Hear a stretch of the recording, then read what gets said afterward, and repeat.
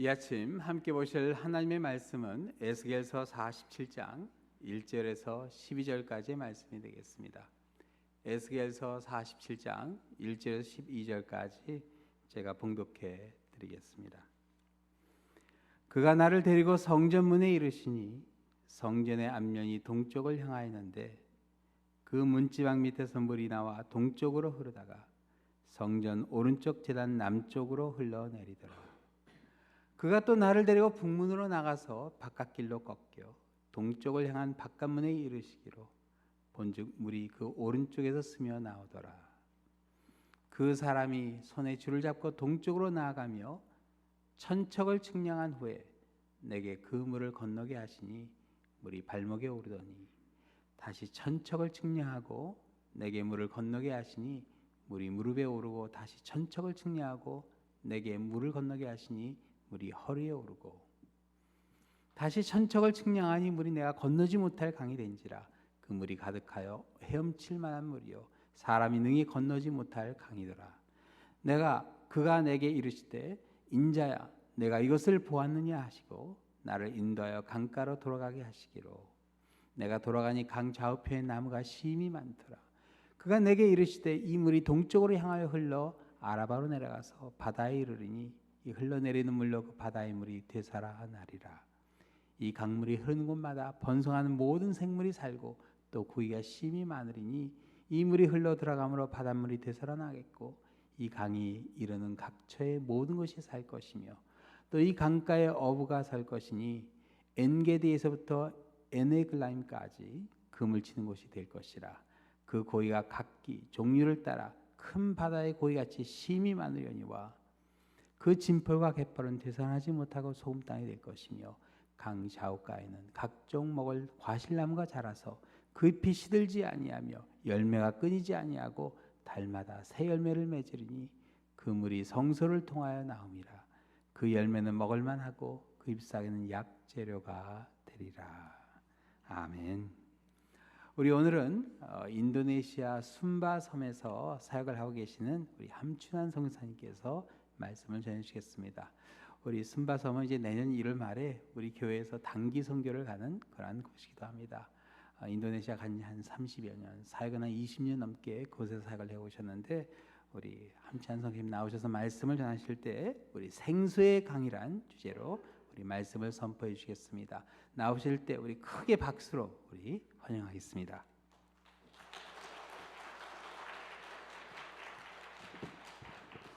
네, 잠시 기도하겠습니다. 사랑과 은혜가 풍성하신 하나님 아버지 감사합니다. 저희 가운데 귀한 안식일을 허락하시고 함께 예배 드릴 수 있도록 인도해 주시니 감사합니다. 주님, 오늘 드려지는 예배 가운데 주님 일하여 주시옵고 우리의 마음들을 만져 주시옵소서. 성령님 타취해 주시옵소서. 부족한 영혼 십자가 뒤에 가려 주시고 온전히 예수 그리스도의 이름만 높아지는 시간 되게 하여 주시옵소서.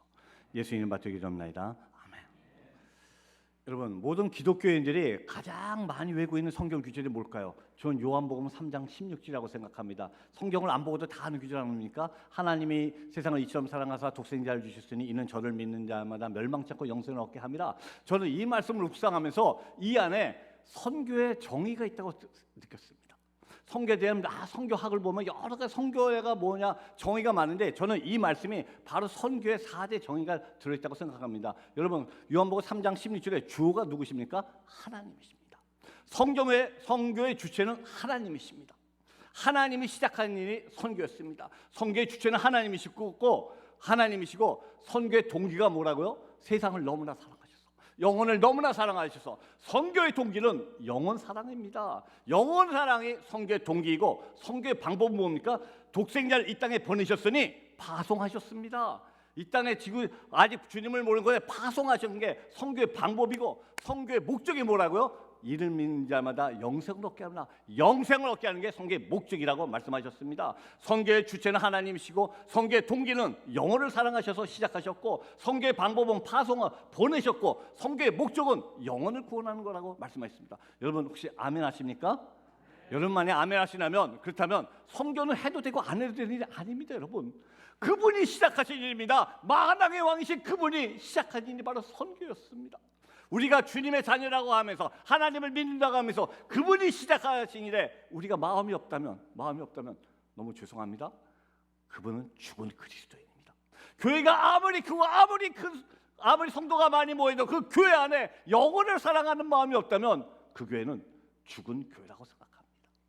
하나님이 시작한 이 바로 그게 선교고, 그래서 선교는 저와 여러분 주님의 자녀가 된 사람은 반드시 이렇게 선교라고 생각합니다. 바로 그 하나님의 오늘 에스겔을 통해서 이스라엘 백성에게 나타나셨습니다. 이때 이스라엘 백성은 바벨론에 끌려가서 25년 동안 포로 생활을 하고 있을 때입니다. 남의 나라에서 포로 생활을 하고 있었어요. 자기 나라도 아니고 남의 나라에서. 그들 가슴에 어땠을까요? 맨 처음에 1년 5년 그들이 기도했을 겁니다. 하나님 우리 좀 살려주세요. 우리 도와주세요. 우리 이 땅에서 포로가 되겠습니다. 하나님 우리 구해주세요. 기도했을 겁니다. 그런데 하나님 아무런 응답이 없으셨습니다. 5년이 지나고 10년이 지나고 그들의 믿음이 점점 식어가기 시작했습니다. 15년, 25년 아마 제 생각에 이들 가운데 이런 마음이 있을 겁니다. 하나님은 안 계셨다. 하나님은 우리를 버렸다. 하나님은 처음부터 없었다. 하나님은 신은 없다. 완전 절망 가운데 있을 때 하나님이 나타나셔서 이스라엘 백성의 미래를 보여주셨습니다. 사랑하는 성도 여러분, 여러분 신앙생활하다가 하나님 어떻게 내 기도 이렇게 응답을 안 하세요? 하나님 정말 듣고 계세요? 하나님 지금 주무시고 계십니까? 하나님 언제까지 우리 기다려야 됩니까? 이렇게 좌절하신 적 없으십니까? 여러분, 하지만 그 순간에도 하나님은 한 번도 우리를 떠나신 적도 없고 버린 적도 없고 그때도 우리와 늘 함께 계셨음을 믿으시기 바랍니다. 그 하나님이 에스겔을 통하여 이스라엘 백성의 미래를 보여주시고 성령의 4단계의 물결을 보여주셨습니다. 맨 처음에 오늘 1절부터 5절까지 물이 어떻게 있었죠? 성령의 강물이 발목에 있었고 그 다음에 무릎에 있었고 그 다음에 허리에 있었고 그 다음에 헤엄치지 못할 강까지 올라간다고 이야기했습니다. 발목에 있다는 것은 무엇입니까? 저와 여러분이 구원받았다는 것입니다. 저와 여러분이 하나님의 자녀가 되었다는 것입니다. 고린도후서 5장 17절 다 같이 읽겠습니다. 시작.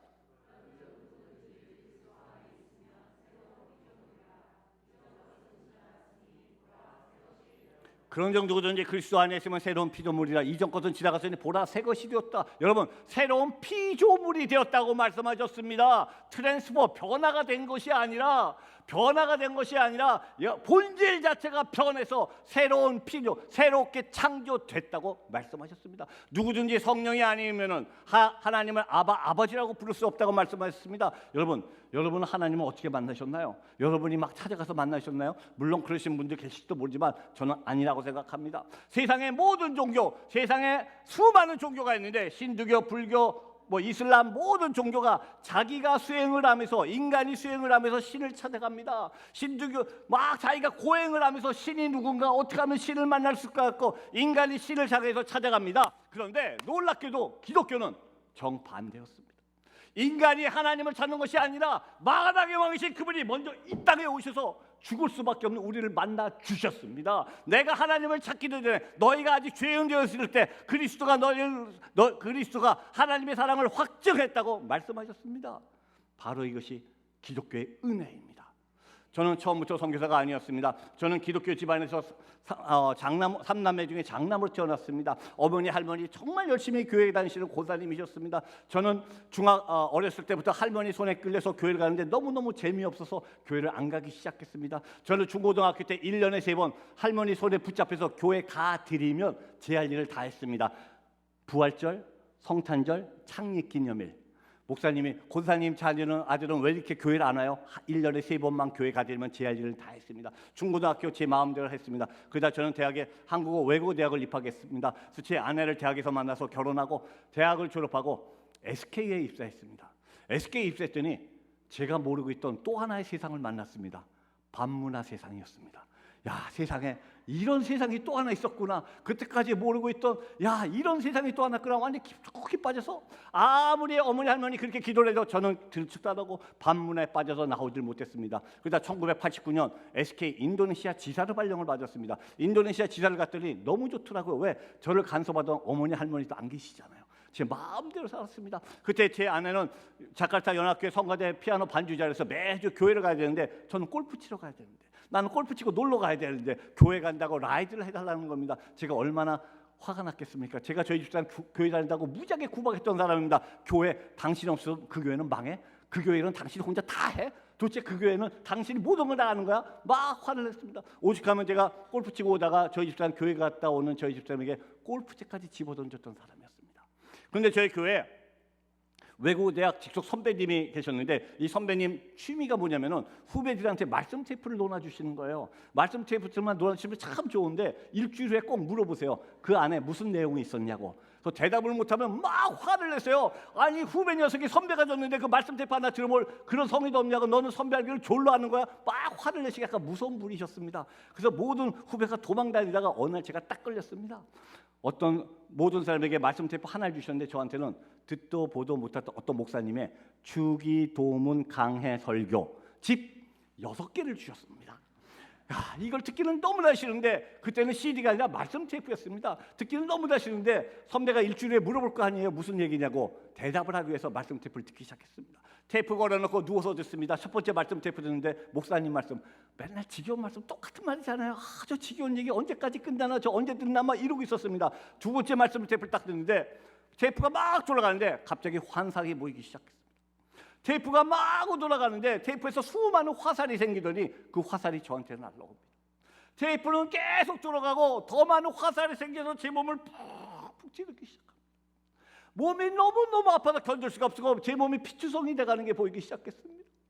결국 말씀 테이프 6개를 무릎 꿇고 엉엉 울면서 들었습니다. 그 말씀 테이프가 제 인생을 180도 바꿔놨습니다. 그때 제 나이 36살이었습니다. 저는 36년 동안 하나님 앞에 한 번도 가겠다고 기도해 본 적도 없었고 하나님을 찾아본 적도 없는 사람이었는데 주님께서 벌레 맞고 죽을 수밖에 없는 저를 위해서 이 땅에 오시고 말씀으로 저를 36년 만에 만져주셔서 제 인생을 바꿔놓으셨습니다. 여러분 아직 여러분 주위에 아직 주님을 못 만나는 분 계십니까? 기도하시기 바랍니다. 하나님이 저를 왜 만나주실까요? 제가 똑똑해서 잘나서요? 아닙니다. 어머니 기도, 할머니 기도, 아내 기도가 때가 참에 강권적으로 만나주신 것처럼 여러분들 주위에 아직 주님 영접 못한 분 계시면 기도하시기 바랍니다. 여러분의 기도가 기도의 잔에 찼을 때 하나님의 때 그분을 만져주시라 믿습니다. 바로 여러분 구원은 우리가 얻는 것이 아니라 우리 행위로 얻는 것이라 하나님의 선물로 우리가 구원을 받았습니다. 성령의 강물이 우리 발목을 적시다는 것은 저와 여러분이 구원받았고 하나님을 아버지라고 부른 것이 제1단계였습니다. 그럼 제2단계는 뭡니까? 측량의 때리 물이 어디까지 갔죠? 무릎까지 갔습니다. 이 말은 무엇입니까? 기도하기 시작했다는 겁니다. 에베소서 6장 12절을 보면 우리의 싸움은 혈과 육을 상대하는 것이 아니요 통치자들과 권세들과 이 어둠의 세상 주관자들과 하늘에 있는 악의 영들을 상대합니다. 영적 싸움을 시작했다고 말합니다. 저와 여러분이 무릎 꿇고 기도하기 시작했다는 겁니다. 하나님의 나라, 악의 나라, 영적 싸움에 우리가 기도하기 시작했다는 것입니다. 제가 나중에 설명했지만 저희가 사역하는 순바섬에는 동물의 피로 제사를 계속 드리기 때문에 악한 영들, 어둠의 영들과 어둠의 영이 굉장히 붙잡고 있는 마을이었습니다. 한 번은 한 5, 6년 전에 한국에 있는 대학생 30명이 한 번 선교팀이 왔습니다. 선교팀이 와서 각 마을 사역하다가 한 마을에서 사역하고 나오는데 이 마을에서 귀신 들린 여자분을 데리고 오셨습니다. 현지분이 와서 기도를 해달라 그럽니다. 저희들 보고. 그래서 30명이 가서 막 뜨겁게 기도해 줬습니다. 그리고 저희가 다른 지역 가서 사역해서 한 3일 정도 지났을 때 아침에 30명이 모여서 막 사역을 위해서 기도하고 있는데 그렇게 예배 잘 드리고 찬양 잘하던 남자 청년 하나가 딱 쓰러지더니 갑자기 앞을 못 봅니다. 선교사님 앞이 안 보여, 앞이 안 보여. 엉금엉금 막 기어다니기 시작합니다. 그러더니 막 귀를 붙잡고 선교사님 제 귀 좀 잘라주세요. 제 귀에서 이상한 소리가 들려요. 귀를 잘라주세요. 막 어두운 데 들어가서 막 소리를 지르기 시작합니다. 이 청년을 붙잡고 우리가 기도해 주면서 또 계속 사역을 했습니다. 하루 반쯤 됐더니 이 청년이 조금 뭐가 희미하게 뭐가 보이기 시작한대요. 바로 그때 이 청년 옆에 있는 자매가 딱 쓰러지더니 또 앞을 못 봅니다. 귀를 막고 막 소리칩니다. 그래서 제가 너 왜 그래? 도대체 왜 그래? 그랬더니 이 자매가 하는 얘기가 너희들 여기 왜 왔어? 왜 와서 나를 못 살게 굴어? 너희들 빨리 가. 안 가면 다 죽여버릴 거야. 막 소리 지르기 시작합니다. 그런데 더 놀라운 거는 제 옆에 있는 인도네시아 목사님이 이 자매에게 인도네시아 말로 물어봤습니다. 그런데 여러분 한국에서 바로 온 자매가 유창한 인도네시아 말 하기 시작합니다. 여러분 상상이 되세요? 여러분 인도네시아인데 갑자기 유창한 인도네시아 말로 너희들 여기 왜 왔어? 왜 와서 나를 못 살게 굴어? 너희들 빨리 가. 안 가면 죽여버릴 거야. 여러분 며칠 전에 우리가 귀신 들린 여자분 기대주고 왔잖아요. 그 악한 영이 저희 쪽으로 들어왔습니다. 저희가 이 자매가 너무너무 괴로워해서 저희가 손을 치고 막 옆에서 기도해 주면서 너 하나님의 자녀야. 너 기도해야 돼. 그리고 5일 동안 5명의 청년을 왔다 갔다 하면서 우리를 괴롭혔습니다. 제가 이런 일이 벌어져서 이 청년들을 보낸 교회에다가 제가 문자를 보냈습니다. 이러이러한 상황입니다. 그랬더니 선교 담당 집사님께서 저한테 핸드폰 SMS가 왔는데 선교사님 어떻게 해요? 걱정되시겠습니다. 이런 말 한마디도 없이 딱 이렇게 왔습니다. 선교사님 절대로 지지 마세요. 오늘 새벽부터 우리 교회에서 1000명이 모여서 기도하기 시작합니다. 지지 말고 승리하세요. 여러분 이 문자를 읽는데 눈물이 두두두둑 떨어져요. 여러분 눈물이 두둑. 5박 6일 동안 5일 동안 6명의 청년을 왔다 갔다 했지만 여러분 중복이 되심으로 이 아이들이 돌아갈 때 다 치유가 되었습니다.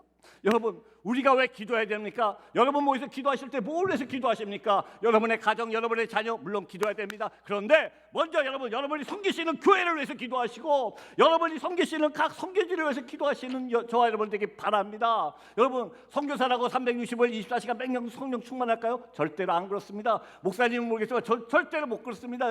여러분이 이제 함께 기도해 주실 때 선교지에서 영적 싸움에 쓰러져 가고 있을 때 여러분의 기도로 다시 회복되리라 믿습니다. 여러분 선교는 동역이 아닙니다. 여러분 저는 선교는 후원이 아닙니다. 저는 후원이라는 단어를 굉장히 싫어합니다. 후원은 해도 되고 안 해도 되는 게 후원입니다. 내가 시간 되면 내가 도와줄게 알아서 해보십시오. 이게 후원입니다. 그런데 선교는 동역입니다. 동역은 뭡니까? 선교사 선교지를 전방에서 일하고 전방에서 사역하고 여러분들은 함께 기도로 동역하면서 함께 싸워나가는 겁니다. 내가 기도하지 않으면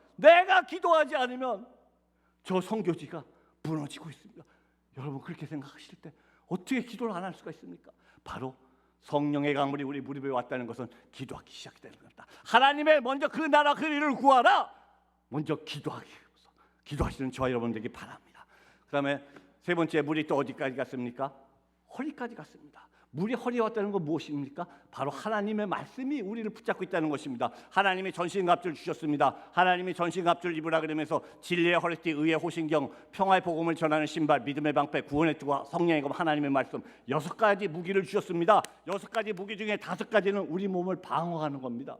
이 방어 무기만 줬으면 악한 영이 공격했을 때 우리는 맨날 도망가서 우리를 지키기 위해서 급급했을 텐데 놀랍게도 하나님이 마지막 무기를 주셨는데 뭐라고요? 성령의 검 하나님의 말씀입니다. 악한 영에 공격할 수 있는 무기가 하나님의 말씀이었습니다. 이 말씀은 무엇입니까? 이제 우리가 여러분들이 일상생활을 할 때, 저와 여러분이 일상생활을 할 때마다 무슨 행동을 할 때마다 내 안에 내주어져 있는 하나님의 말씀이 떠오르기 시작합니다. 우리 안에 심령에 하나님의 말씀이 떠올라서 우리 생활을 붙잡기 시작합니다. 이럴 때는 성령이 뭐라 그러셨지? 이럴 때는 성경이 뭐라고 말씀하셨지? 이럴 때는 예수님이 뭐라고 하셨지? 우리 삶을 붙잡기 시작합니다. 똑같은 이치가 여러분 바닷가에 가서 모래밭에서 뛸 때는 여러분 잘 뛰실 수가 있지만 바닷물 속에 들어가서 뛰라 그러면 잘 뛰실 수가 있나요? 잘 못 뛰시잖아요. 왜? 바닷물이 우리를 붙잡고 있기 때문에 똑같습니다. 우리가 행동을 할 때마다 저와 여러분 속에 내조된 말씀이 떠오르면서 우리 삶을 붙잡기 시작합니다. 말씀이 붙잡는 삶을 살 때 그때 성령의 3단계라고 생각합니다. 마지막 성령의 4단계입니다. 요한복음 15장 7절 읽겠습니다. 시작.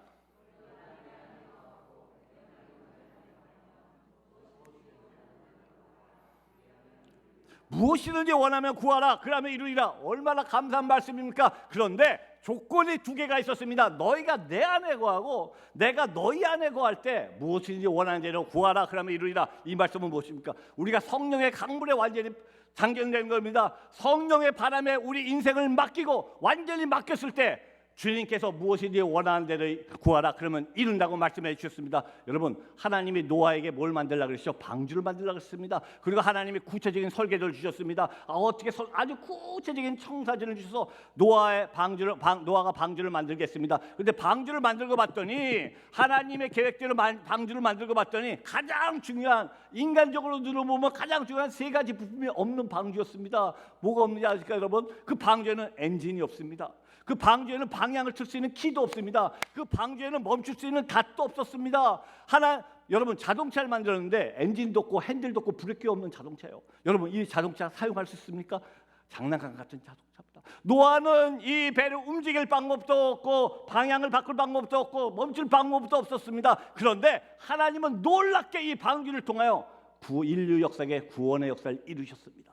여러분 바로 성령의 이끄는 삶입니다. 내가 무엇을 하려는 것이 아니라, 내가 어디를 가려고 정하는 것이 아니라, 내가 뭘 결정하는 것이 아니라, 하나님, 나는 움직일 방법이 없어요. 어디로 가야 될지도 모르겠습니다. 또 뭘 이거 해야 될지 안 해야 될지 결정도 못하겠습니다. 하나님, 성령님 나를 이끌어 주세요 하고 성령의 바람에 온전히 우리가 들어가 있을 때, 하나님께서 우리가 원하는 것이 아니라 성령이 원하는 곳으로 우리를 이끌어 가시라 믿습니다. 성령의 목적이 이끄는 삶입니다. 여러분은 지금 몇 단계에 계십니까? 1단계 계십니까? 2단계 계십니까? 3단계 계십니까? 4단계 계십니까? 여러분, 주님은 우리에게 말씀하셨습니다. 나는 너의 신앙이 초보 신앙에 머물기를 원치 않고 그리스도의 장성한 분량까지 이르기를 원한다고 말씀하셨습니다. 주님은 모두 저와 여러분의 우리의 신앙이, 우리 성령의 시험이 4단계까지 올라가서 성령의 강물에 완전히 잠기기를 원하고 계십니다. 이것은 매우 중요합니다. 왜 중요하냐고요? 여러분, 그 다음에 오늘 읽은 6절부터 12절까지 뭐라고 어떻게 됩니까? 이 물이 어디로 들어갔습니까? 아라바로 흘러 들어갔습니다.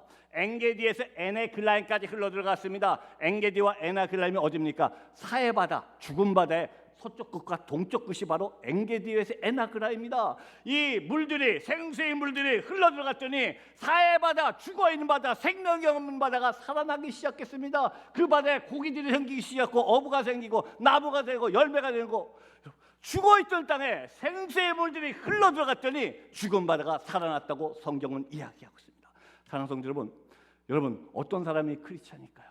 기독교인들의 특징은 무엇일까요? 기독교인들은 어떤 일을 하는 사람이 기독교인일까요? 착한 사람, 남을 많이 도와주는 사람, 아주 선행을 많이 베푸는 사람, 물론 그것도 특징 중에 하나입니다. 그런데 거기에 만족한다 그러면 다른 종교와 차이점이 없습니다. 여러분, 세상의 어떤 종교도 다른 사람에게 나쁜 짓을 하라고 가르치는 종교는 없습니다. 세상의 모든 종교가 다른 이유와 불안한 사람을 도와주고 착한 일을 하고 많은 선행을 하고 가르칩니다. 그런데 기독교인들도 거기에 만족한다면 다른 종교가 무슨 차이점이 있습니까? 그런데 놀랍게도 오늘 에스겔서를 보면 기독교인들이 할 수 있는 특별한 사역이 있습니다. 그것이 무엇입니까?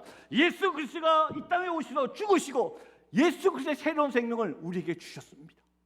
저와 여러분의 가슴 속에는 예수 그리스도의 생명이 살아 있습니다. 이 우리 가슴 속에서 뛰고 있는 예수 그리스도의 새로운 심장을 가졌습니다. 성경은 얘기합니다. 그리스도는 이 새로운 생명을 놀아줌으로써 생수의 강들을 흘려보내면서 죽었던 영혼들을 살리는 사람.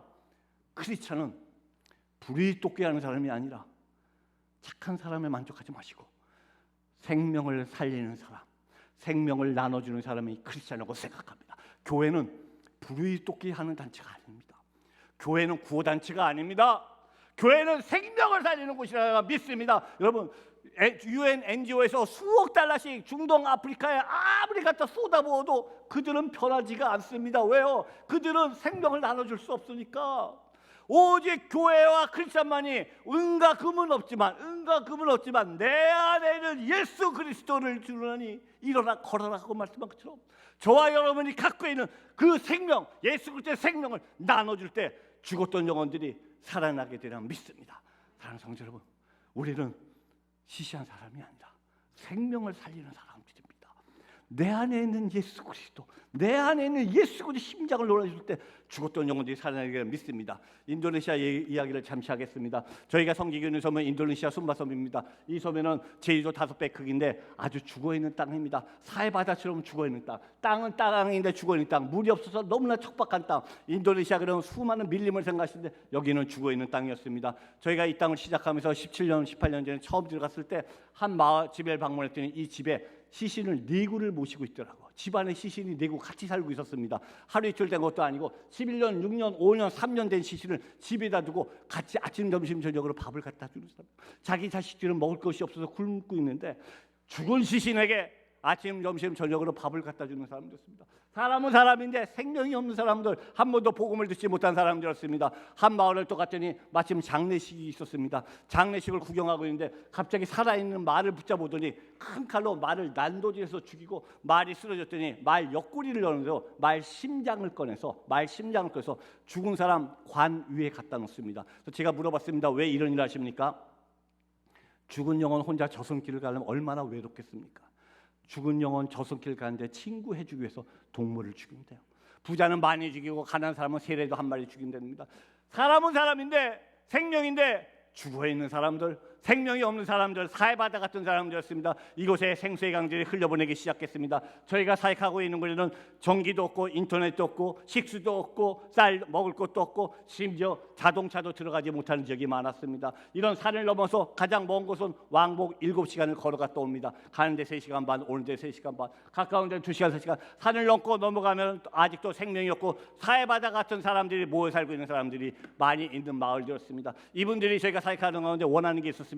한 번만 해도 의사를 만나게 달래요. 병원을 가본 적이 없습니다. 병원이 없으니까. 그런데 아프신 분들이 너무 많았고 특별히 이런 종양이 있는 분들이 많았습니다. 그래서 저희가 한 15년 전에 한국에 있는 한 교회를 섭외해서 처음으로 의료 선교팀이 왔습니다. 60명 선교팀이 와서 순바섬을 가기 위해서는 발리에서 비행기를 타야 되는데 비행기를 타러 딱 갔더니 오늘 로컬 비행기가 고장났다고 다음 날 오라 그러더라고요. 그래서 저희가 또 하루 잘 쉬고 그 다음날 비행기 타러 갔더니 어저께까지 또 60명 좌석이 다 캔슬됐답니다. 일주일 후에 다시 오랍니다. 나중에 알고 봤더니 이 로컬 회사가 오버부킹을 너무 심하게 해놓은 거예요. 근데 명단을 봤더니 외국인이 60명 있으니까 몽창 빼서 일주일에다 옮겨놓고 자기네들은 모른답니다. 무조건 일주일 후에 오랍니다. 근데 의사분들이 일주일 휴가 받아서 왔는데 어떻게 발리에서 또 일주일을 기다립니까? 그래서 60명이 발리 인터내셔널 공항에서 무릎 꿇고 엉엉 기도했습니다. 하나님, 우리가 손바섬을 가야 되는데 길이 없습니다. 하나님 길을 열라고 기도하는 가운데 발리 공항 관제탑 사령관이 퇴근을 하다 우리를 보고 무슨 일이라고 해서 제가 자초지종이 했더니 이분이 갈 수 있는 방법이 한 가지가 있답니다. 그래서 제가 물어봤습니다. 뭡니까? 했더니 비행기 한 대를 차터내래요. 비행기 한 대를 전세를 해냅니다. 그래서 제가 비행기 한 대 전세를 했는데 돈이 얼마 듭니까? 그분이 이렇게 합니다. 10년 전입니다. US 달러 5만 불을 캐시 인 어드밴스 페이 하면 비행기를 떼어주겠대요. 아니 여러분, 지금도 5만 불 어마어마한데 10년 전에 5만 불이에요. 어마어마한 돈이에요. 그것도 후불이면 어떻게 하겠는데 캐시인 어드밴스 페이 어디 가서 돈을 구합니까? 저희가 발리에 살고 있다는데. 그래서 제가 팀을 모아놓고 우리 이번에 선교를 포기합시다. 우리 갈 수가 없습니다. 하는 순간 제 아내가 옆에서 막 기도하다가 저를 툭툭 치더니 이렇게 합니다. 여보 지금 당장 우리 자동차 팔어. 그리고 가야 돼. 그래서 제가 깜짝 놀라서 제 아내한테 도대체 무슨 얘기야, 좀 설명을 해봐. 아내가 이렇게 대답합니다. 내가 지금 기도하고 있는데, 내가 하나님 앞에 기도하고 있는데 지금 하나님이 나한테 물어보셔. 하나님이 지금 나한테 너희가 돈을 사랑하냐 영혼을 사랑하냐 물으셔. 하나님이 지금 나한테 돈을 사랑하냐 영혼을 사랑하냐 물으셔. 그냥 있는 거 다 팔어. 그리고 가. 어떻게 해서든 그날 그 말에 정신이 들어서 어떻게 해서 돈을 5만 불 구해서 그 다음날 입금시켜서 100명 타는 빈 비행기를 타고 저희가 순바섬에 가게 됐습니다. 비행기 라운드 티켓도 아니고 원웨이 2시간 가는 거를 5만 불 내고 비행기를 타고 갑니다. 10분마다 5천 불이 막 없어지고 있었습니다. 그런데 비행기 전세기를 탔더니 여러분, 무슬림 국가에서 전부 다 60명이 주여 막 할렐루야 하고 들어가는데 막상 목사하고 선교사인 제가 원래 SK 종합상사 출신 아닙니까? 막 계산했던 사람, 막 사업 계획서 만들었던 사람 아닙니까? 앞에서는 주여 하는데 저는 맨 뒤에 앉아갖고 내가 미쳤지. What a waste. 이건 낭비야. 선교도 좋은데 선교도 좀 계획적으로 해야지. 이건 아니잖아. 이건 낭비야. 막 이런 마음이었습니다. 그런데 들어가서 이분들이 병원도 아니고 아까 본 산 같은데 텐트를 치고 수술하며 이런 분들을 수술했더니 이런 종양들이 다 떨어져 나갑니다. 암 있는 분들이 이런 수술을 해서 치료를 받은 후에 이분들이 다니면서 뭐라고 얘기하냐면은 우리가 고쳤다는 얘기를 안 하세요. 다니시면서 뭐라 그런지 아십니까? 저 사람들이 예수 믿는 사람들이라는데 그 예수가 나를 고쳤대. 여러분, 우리 팀들이 수술해 주는데 저 사람들이 예수 믿는 사람인데 그 예수가 나를 고칠 때 이들이 고백하면서 마을이 뒤집어지는 걸 봤습니다.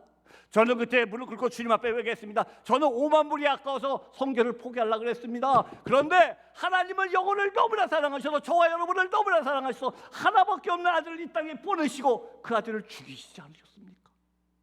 만약 하나님이 저처럼 계산하는 분이었으면 아마 아들 안 보내셨을 것 같아요. 근데 너무나 영혼을 사랑하셔서 이 아들이 죽으러 가는 거 뻔히 알면서도 그 아들을 저희를 위해서 희생시키셨습니다.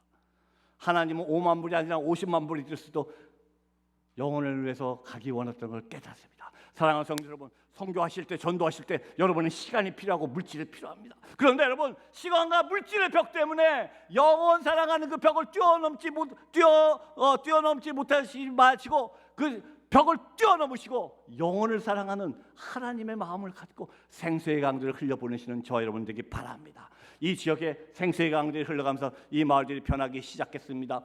저희가 동수마 코로나 기간에 한 마을을 개척했습니다. 이 마을에 아직 동수마에 아직 교회가 없어서 예배드리는 가운데 벽에 보니까 산에 구멍이 있었습니다. 그래서 저희가 예배드리면서 이 구멍이 뭡니까? 그랬더니 이 마을은 식수가 전혀 없는 마을이었습니다. 마실 물이 전혀 없는 마을이었습니다. 구멍을 뚫었더니 구멍 위에서 산 안에 머금고 있던 이슬들이 똑똑 떨어지기 시작합니다. 그 똑똑 떨어지는 물을 밤새도록 모았다. 아침에 가서 플라스틱으로 물 한 잔을 마시는 게 유일한 식수였습니다. 제가 이분들에게 이렇게 물을 얻기 힘들어서 어떡하십니까? 너무 고생하십니다. 그랬더니 이분들이 뭐라고 대답하는 줄 아십니까? 아니에요, 선교사님. 하나님이 우리를 너무나 사랑하셔서 이렇게 물을 주셔서 감사드리는 것입니다. 세상에 똑똑 떨어지는 물을 밤새도록 모아서 한 잔 마시는 그 물을 마시면서 하나님 물을 주셔서 감사하다는 고백을 들었습니다. 여러분 그 고백을 들을 때 제가 제 삶을 한번 돌아보았습니다. 여러분은 혹시 어떠신가요? 혹시 집에서 수도꼭지 들 때 물 나오는 거 보고 감사해 본 적 있으십니까? 저는 없었습니다.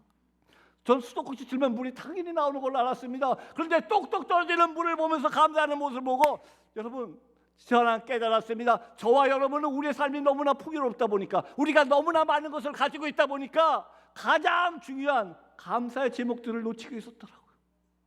주님께 감사하라 그러면 저희는 감사 큰 것들을 찾기 시작합니다. 요즘 감사할 게 뭐가 있지? 요즘 감사할 거 별로 없는데? 요즘 뭐 별로 감사할 것도 없는데? 여러분 오늘 이 시간 여러분 이 자리에 있는 것도 감사하시기 바라고, 여러분이 입술을 벌려 찬양할 수 있으면도 감사하시기 바라고, 여러분이 입술을 벌려 기도할 수 있으면도 감사하시기 바랍니다.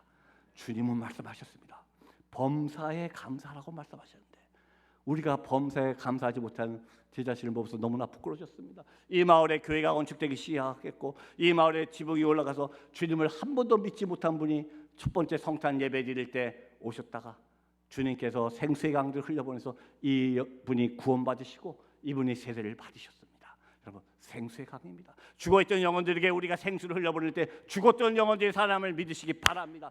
작년 9월입니다. 작년 9월에 카이사 서순바에 있는 한 아이를 만났습니다. 이 아이는 6년 동안 눈을 한 번도 감아본 적이 없어요. 왜? 태어날 때 눈꺼풀이 없는 불구로 태어났습니다. 6년 동안 잘 때도 눈을 감아본 적이 없습니다. 빛과 바이러스가 너무 많이 나서 눈에서 막 고름이 있는 아이였습니다. 저희가 새로운 마을에 개척해서 있다가 이 아이를 발견하고 코로나 기간에 힘들게 자카르타까지 와서 이 아이를 3일 동안 CT 검사, 초음파 검사, MRI 검사 다 받았습니다. 3일 만에 의사가 저한테 이렇게 얘기합니다. 미스터 함 너무나 미안하지만 이 아이는 다시 시력을 되찾을 확률이 제로입니다. 의학적으로 할 수 있는 방법이 아무것도 없습니다. 그래서 제가 물어봤습니다. 근데 이 아이가 이렇게 눈이 아파서 고통받는 거 어떻게 해야 됩니까? 의사가 이렇게 얘기하더라고요. 두 안구를 다 빼내고 여기를 완전히 봉해 주어서 더 이상 고통 안 받게 해줘야 됩니다. 그래서 제가 그 수술하기 위해서 순바섬에 있는 어머니랑 막 통화를 했더니 어머니가 엉엉 울면서 이렇게 얘기하더라고요. 미스터 함 너무나 고마운데, 그런데 나는 내 아이가 비록 기능을 잃은 두 안구지만 그래도 없는 것보단 있는 게 좋겠습니다. 나는 이 아이의 두 안구를 도저히 못 뽑아내겠습니다. 그래서 제가 이 아이가 이렇게 아파하는데 그건 어떡합니까? 그랬더니 안 믿는 분이, 아직 주님을 모르는 분이 뭐라고 대답하시는지 아십니까? 그거는 미스터 함, 당신이 믿는 예수 그리스도에게 기도 좀 해주세요. 그리고 그 예수 그리스도가 이 아이를 고치게 해주세요.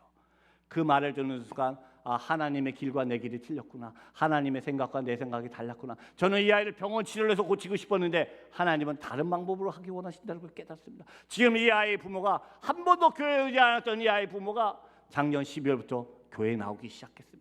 주 예수를 믿으라. 그럼 너와 네 집이 구원을 얻으리라 하고 말씀하신 주님의 말씀대로 하나님께서 생수의 강들을 통하여 이 영혼들을 살리기 시작하셨습니다.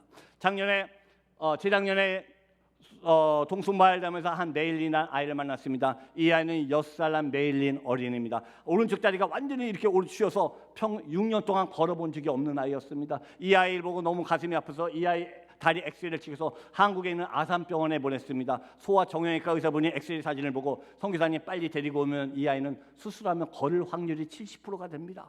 그래서 이 말 듣고 한국에 가기 위해서 여권을 준비하기 시작했습니다. 그런데 이 아이가 워낙 산속에 살다 보니까 출생신고 자체가 안 돼 있습니다. 이 아이만 안 되면 좋은데 부모도 출생신고가 없었습니다. 그래서 몇십 년을 가서 부모 출생신고, 부모 결혼신고, 아이 출생신고, 그리고 여권을 받는데 15개월이 지났는데도 여권이 나오지가 않더라고요. 도지사한테 가서 사정해서 여권을 작년 3월에 받았습니다. 그리고 너무 감사해서 3월 달에 자카르타에 있는 한국 대사관에 비자 신청하러 딱 접수시켰더니 그때 한국에 코로나 기간에서 모든 외국인 자체 비자가 금지당했습니다. 비자가 전부 클로즈가 돼서 모든 외국 입금이 허용이 안 된다 통보를 받았습니다. 너무 낙심돼서 대사관과 외무부에다 진정서를 보내고 기도하기 시작했습니다. 한 달쯤 됐을 때 대사관에서 연락이 왔습니다. 선교사님, 이 건은 외무부 고위층까지 상달이 돼서 고위층분이 상의해 본 결과 이 건은 한국과 인도네시아 양국 간의 인도적 차원을 고려해서 특별 비자를 주겠습니다. 작년 3월 말에 비자를 받았어. 작년 4월에 저희 부부가 이 아이를 휠체어로 데리고 한국에 4월에 데리고 갔습니다. 65일 동안 한국 아산병원에서 수술받고 치료받고 65일 후에 돌아올 때 걸어 돌아왔습니다. 6년 만에 처음 걸어 돌아왔습니다. 이 아이가 돌아올 때 이 마을의 순마섬에는 마을 사람들 70명이 모여서 이 아이를 지켜보기 시작했습니다. 우리 아이가 어떻게 걸어 들어올 수 있을까? 그리고 왜 우리도 모르는 한국 사람들이 우리 마을까지 와서 우리 아이를 데리고 한국까지 가서 치료해주고 그 이유가 무엇일까? 그리고 저들이 그렇게 말하는 예수 그리스도가 무엇일까? 주님께서 생수의 강을 흘려보내기 시작했고 지금 그 마을이 집단 개종이 됐습니다. 100% 복음화가 됐습니다. 그 마을이 이 아이 하나를 통하여 모든 100% 모든 마을 주민들이 주님을 영접하고 현재 교회에서 예배드리기 시작했습니다. 여러분, 생수의 강입니다. 우리가 생수의 강을 흘려보낼 때 주님께서 일하시고 죽었던 영혼들을 살리고 계십니다. 저희가 사역하고 있는 한세인 마을입니다. 자카르타 뒤에 보면 1,500명에서 2,000명 정도 한세인 나병 환자들이 살고 있습니다. 저희는 한 번도 이 마을을 사역하겠다고 기대해 본 적도 없었습니다. 어느 날 한 5, 6년 전에 저희 부부가 우연히 한세인 마을을 방문한 적이 있었습니다. 방문해서 저는 뒤에서 이렇게 쳐다보고 있는데 이분들이 막 팔다리 잘리고 피고름이 있으니까 냄새도 나고 무섭더라고요. 뒤에서 쳐다보고 있는데 제 아내가 갑자기 막 가더니 한 분을 껴안고 막 엉엉 울면서 기도하기 시작합니다. 그럼 목사하고 선교사님 제가 은혜를 받아야 돼. 은혜 받는 게 아니라 화가 났습니다. 아니 이 여자가 왜 아무 데서나 이렇게 나서지? 왜 이렇게 아무 데서나 이렇게 막 나서지? 그래서 돌아가는 차에서 제가 막 화를 냈습니다. 아내한테. 당신 아무나 그렇게 껴안으면 어떻게 해? 좀 생각을 해야 될 거 아니야. 왜 생각도 없이 그렇게 행동해? 막 화를 냈습니다. 근데 아내가 저한테 딱 한마디 하더라고요. 여보, 이 사람들도 하나님의 형상으로 만들었잖아. 하나님의 형상으로 만든 사람들이 고통받는 게 너무 가슴 아파. 이 말을 듣는 순간 비소같이 질렀고 하나님 이 영혼을 저희가 섬기겠습니다. 한세님 마을 가서 저희가 사역을 시작했습니다. 이분들 우리 이슬람 분이고 무슬람 분에서 우리가 기독교 목사인 줄 알고 저희를 받아주지도 않았지만 꾸준히 가서 치료해드리고 약도 갖다 드리고 식량 갖다 드리고 이들 아이들을 공부시켜주기 시작했습니다. 이들이 필요한 게 있었습니다. 의족이었습니다. 왜냐하면 다리가 잘려서 걷지 못하시는 분들 의족을 드렸더니 너무너무 좋았어요. 이분들은 하루하루 매일 길거리에서 구걸하시면서 살아가십니다. 낮에는 구걸하다가 뜨거운 아스팔트에서 구걸하다가 복수가 차서 죽기도 하시고 밤에는 구걸하다가 자동차에서 치워 죽이면 쓰레기장에 버리시는 분들이에요. 의족을 드리니까 새로운 다리가 생겨서 구걸하러 멀리 갈 수 있습니다. 구걸하러 좀 더 멀리 갈 수 있습니다 하고 너무너무 좋아하시더라고요. 저희가 사역하는데 이분들이 원하는 게 있습니다. 한 번만 해도 소풍을 가게 해달라는 거예요. 평생에 소풍을 가본 적이 없으셨습니다. 그래서 저희가 5, 6년 전에 220명을 모으고 한국의 인도네시아의 민속촌이라는 곳에 소풍을 모시고 갔습니다. 소풍을 가는데 가장 어려운 점이 뭐냐면 버스 대절하는 거였습니다. 버스 회사에서 한센병들하고 아무도 안 태워주겠대요. 버스비를 3배를 더 주고 간신히 해서 버스를 대줘서 갔습니다. 가서 맛있게 먹고 많은 구경도 하고 점심도 먹고 게임도 하고 예배도 드리고 선물도 드리고 돌아가는 길에 제가 물어봤습니다. 오늘 하루 뭐가 제일 좋으셨어요? 어떤 분은 맛있는 점심 먹은 거, 어떤 분은 구경한 거, 어떤 분은 선물 받은 거. 그런데 마지막 한 분이 저한테 이렇게 얘기하더라고요. 저는 오늘 처음으로 내가 인간이었구나. 내가 인간이었다는 걸 처음 느껴봤습니다. 그게 너무너무 좋았습니다. 여러분, 비록 한센병이고 무슬림이지만은 이분들도 하나님이 사랑하시는 영혼들이었습니다. 저희 코로나 기간에 저희가 섬기는 한센분이 13분이 돌아가셨고 11분이 돌아가시 전에 주님을 다 영접하셨습니다. 그런데 2분은 주님을 영접 안 하신 게 그냥 못 시켜드렸습니다. 한 번은 저희 부부가 순바섬에 가서 보름 동안 계속 산을 달리면서 사역을 했습니다. 보름 동안 산을 막 타면서 사역을 해서 굉장히 몸이 지친 상태였는데 일정이 맞지 않아서 바로 저희가 자카르타로 이동해서 한세인 마을을 사역하게 됐습니다. 한세인 마을을 하루 종일 사역하는데 어떤 마음이냐면은 오늘은 빨리 좀 사역을 마치고 집에 가서 좀 쉬어야겠다. 너무 피곤해서 정말 못 살겠다. 오늘 사역을 좀 빨리 하고 집에 가서 좀 쉬자. 이런 마음이었습니다. 하루 종일 사역하고 나올 때 한세인 2분이 쓰러지는 걸 제가 봤습니다. 보통 제가 봤으면 가서 기도드리고 영접기도 시켰을 텐데 몸이 너무 피곤해서 순간적으로 오늘만 날인가 다음 주에 와서 하자. 다음 주에 와서 영접기도 시키지. 그냥 왔습니다. 그런데 3일 후에 이 2분이 돌아가셨다는 연락을 받았어요. 그날 저녁에 기도하는데 하나님께서 마구마구 그러셨습니다. 하나님께서 마구마구 이렇게 말씀해 주셨습니다. 네가 게을러서 네 몸뚱아리 하나 편하려고 마지막 구원받을 수 있는 두 영혼을 네가 버렸다고 말씀하시더라고요. 마지막 구원받을 수 있는 두 영혼을 네가 버렸다 하시면서 그 죄값을 네가 받으라고 말씀하셨습니다. 그러면서 에스겔서 33장을 떠오르게 해주셨습니다. 에스겔서 33장을 보면 마을에서 막루를 세서 파수꾼을 세우는데 파수꾼이 칼이 임함을 보고 나팔을 불었음에도 불구하고 마을 사람들이 준비를 하지 않아서 마을 사람들이 전멸하면 마을 사람들 죄값이지만 칼이 임함을 보고 파수꾼이 나팔을 불지 않아서 마을 사람들이 전멸하면 파수꾼의 죄값이라고 말씀하셨습니다. 사랑하는 성도 여러분, 하나님은 저와 여러분을 하나님의 자녀로 삼으셨습니다. 아멘. 그리고 우리에게 거룩한 왕권을 주시고 우리를 거룩하게 해주시고 하나님의 거룩한 백성으로 삼으셨습니다. 그렇게 하신 이유가 뭐라고요? 우리를 어두운 데서 불러내서 그의 기이한 빛에 들어가게 하신 자의 아름다운 덕을 선전하게 합니다. 나팔을 불기 위해서 저와 여러분을 하나님의 자녀로 삼으셨습니다. 생수의 강들을 흘려보내라고 하나님의 자녀로 삼으셨습니다. 그런데 우리가 게을러서 내가 내 생활 하나 편하자고 내 주에 있는 영혼, 우리 주에 있는 영혼들에게 나팔을 불지 않아서 생수의 강들을 흘려보내지 않아서 그들이 구원받지 못한다면 저와 여러분의 죄값이라고 말씀하고 있습니다. 하나님과 자녀가 되는 걸 기쁜 거 아니라 하나님의 자녀의 의무는 나팔을 불고 생수의 강들을 흘려보내서 내 주에 있는 영혼들을 살리기 위해서 우리를 하나님의 자녀로 삼으심을 믿으시기 바랍니다. 하나님은 성교일에 하나님 영혼에 저와 여러분이 함께하기를 원하십니다. 한번 상상을 해봅시다. 그러면 하나님이 힘이 부족해서 우리의 도움이 필요하십니까? 하나님이 물질이 부족해서 우리의 물질이 필요하십니까? 하나님이 힘이 부족해서 우리의 도움이 필요하십니까? 아닙니다. 여러분 착각하지 마십시오. 하나님이 어떤 분입니까? 말씀으로 천지를 만드신 분입니다. 아멘. 그분이 뭐 때문에 우리 도움이 필요하십니까? 뭐 때문에 우리의 물질이 필요하십니까? 아닙니다. 그분 홀로 모든 것을 하실 수가 있습니다. 그런데 하나님은 저와 여러분을 너무나 사랑하시고 저희들에게 사랑하는 나의 아들 딸들아 내 안에 들어와서 나와 함께 영광을 받자꾸나. 그분 홀로밖에 마땅한 영광 속에 저와 여러분을 풀고 계십니다.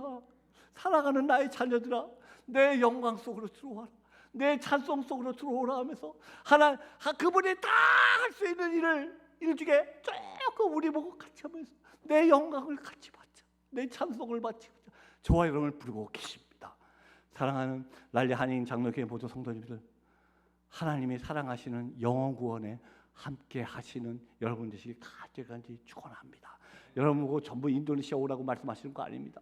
하나님은 아내와 저에게 인도네시아 영혼을 붙여주시고 여러분들은 여러분의 직장, 여러분의 가정, 여러분의 학교가 하나님이 현재 여러분에게 주신 선교지라 믿습니다. 그곳에서 나팔을 부시기 바랍니다. 그곳에서 생수의 강들을 흘려보내기 원합니다. 그리고 여러분 주위에 한 영혼이라도 구원받지 못하는 영혼이 없도록 매일매일 나팔 부시고 생수의 강들을 흘려보시는 저 여러분들에게 바랍니다. 기도하겠습니다. 사랑과 은혜가 풍성하신 하나님 아버지 감사합니다. 오늘 귀한 랄리 한인 장로교회에서 하나님의 은혜를 함께 나누게 해주시니 감사합니다. 주님, 우리 랄리 한인 장로교회 모든 성도님을 축복해 주시옵고 그 가슴속에 생수의 강들을 폭발시켜 주시옵소서. 생수의 강들이 범람하게 하여 주시옵소서. 생수의 강들이 펑펑펑 쏟아지게 하여 주시옵소서. 그리하여 흘러내버리는 생수의 강들을 통하여 죽었던 영혼들이 살리기 원합니다. 신축된 영혼들이 주님 앞에 돌아가기 원합니다. 소외된 영혼들이 하나님의 사랑을 만나기 원합니다. 절망 가운데 있는 분들이 하나님의 소망을 다시 찾도록 주님 사용하여 주시옵소서. 랄리 한인 장로교회가 하나님이 기뻐하시는 교회, 하나님의 생수가 펑펑펑 넘쳐나는 교회가 되도록 주님 인도하여 주시옵소서. 예수님 이름 받들어 기도합니다. 우리 자리에 일어나서 찬양하시겠습니다. 세상 모든 민족이 구원을 얻기까지 쉬지 않으시는 하나님 주의 심장 가지고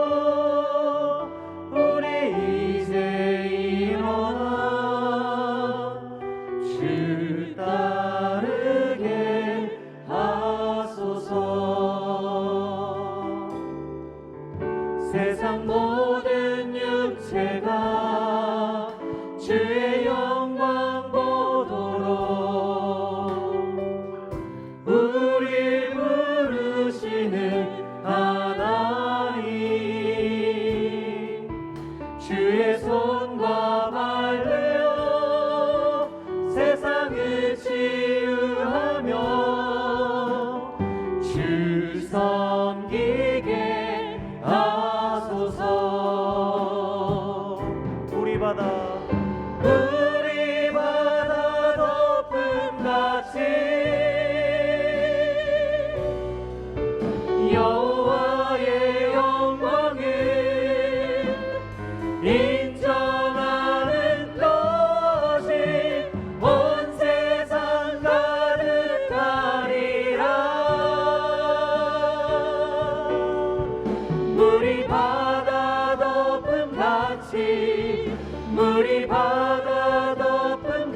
같이 물이 바다 덮음같이 세상 모든 육체가 주의 영광 보도록 우리 부르시는 하나님 주의 손과 발 되어 세상을 치유하며 주 섬기게 하소서. 우리 바다 덮음같이 여호와의 영광을 인정하는 것이 온 세상 가득하리라. 물이 바다 덮음같이 물이 바다 덮음같이 물이 바다 덮음같이. 우리 이 시간 함께 통성으로 기도하겠습니다. 기도하실 때 그 생수의 강이 죽어 있는 듯한 그 바다에 들어갔을 때 생명이 소생됐듯이 그 성령의 임재하심이 우리 삶에 임할 수 있도록, 혹시 지금 이 시간 우리의 삶이 죽은 바다같이 느껴지는 분이 있다면 그 생수의 강이 정말 순바섬에만 역사하는 게 아니라 지금 이 시간 우리의 마음속에 역사합니다.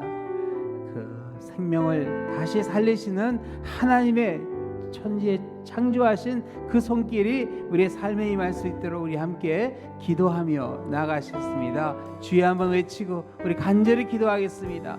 주여 아버지 이 시간에 함께 하여 주시고 우리의 마음에 성령의 임재하심이 임하게 하여 주시옵소서. 아버지 성령의 임재하심이 임하게 하여 주셔서 죽어있는 듯한 나의 마음속에 하나님의 영광이 임하게 하여 주시고 생명을 주시는 하나님의 손길이 임하게 하여 주셔서 아버지 살아있는 역사가 일어나게 하여 주시옵소서.